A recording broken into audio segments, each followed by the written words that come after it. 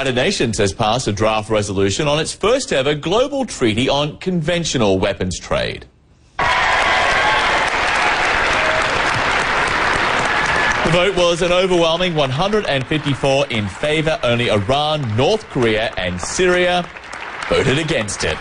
And there were 23 abstentions, including Russia and China. The treaty puts the responsibility on the countries to control exports and to see that weapons are not used for war crimes, genocide or terrorism. Draft Resolution A/67/L58 is adopted.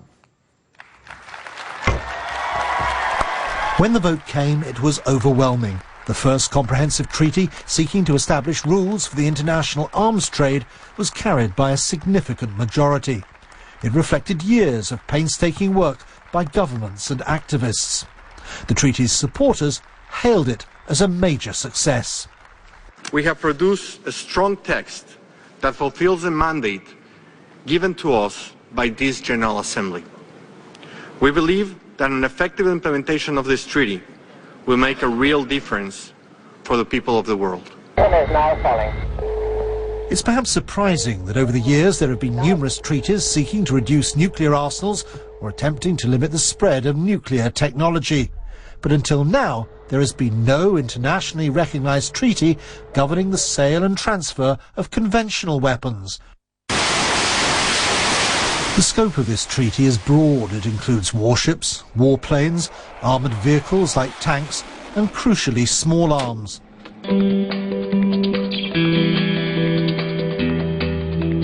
The 193-nation UN General Assembly voted overwhelmingly in favour. Only Syria, North Korea and Iran voted no. Iran and North Korea are under an arms embargo on account of their nuclear programs. Syria relies on arms from Russia and Iran. China and Russia, which are both major arms producers, both abstained. The US is the world's biggest arms exporter, but voted in favour. The treaty is seen as a feather in the cap of US President Barack Obama, who got behind it when elected back in 2009. The treaty we have agreed will make trade in conventional arms more responsible and transparent, reduce human suffering, and tangibly contribute to international peace, security and stability. The three dissenters were Iran and North Korea, both under a UN weapons embargo, and Syria, which complained the treaty doesn't ban the sale of weapons to non-state actors, like the rebels in conflict with the Assad regime. This is political hypocrisy and a clear-cut indication that the draft treaty before us is selective and thus cannot enjoy consensus. 23 nations abstained from the vote, including major arms producers China and Russia. The world's #1 arms exporter, the US, voted in favour, though the treaty faces opposition at home from the powerful lobby group, the National Rifle Association. The NRA claims it will affect the rights of Americans to buy weapons domestically, but Secretary of State John Kerry insisted the treaty could not infringe US citizens' constitutional right to bear arms.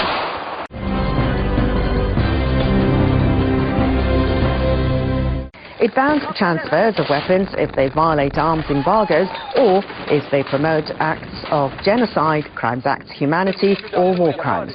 It requires member states to submit arms trade records to the United Nations every year.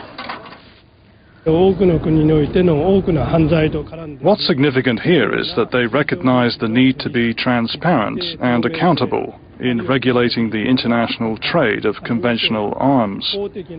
Those weapons are related to a lot of crimes in many countries. It's estimated that conventional weapons kill 500,000 civilians every year. The treaty will take effect after 50 countries ratify it. So a lot will depend on which nations do that and how strictly it is enforced.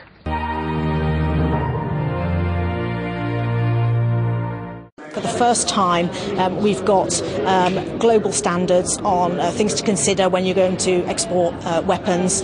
We've got a community of countries that have actually put their name to that text, so that in itself is very important. We've got human rights and international humanitarian law at the heart of this treaty. As the world's largest producer and exporter of arms, the United States is on board, as well as new emerging exporters. The big arms producers of the future, Brazil, Mexico, South Africa, they've all said we want to behave responsibly, we want to be part of this treaty, we want to bring the arms trade under control, and that's really important.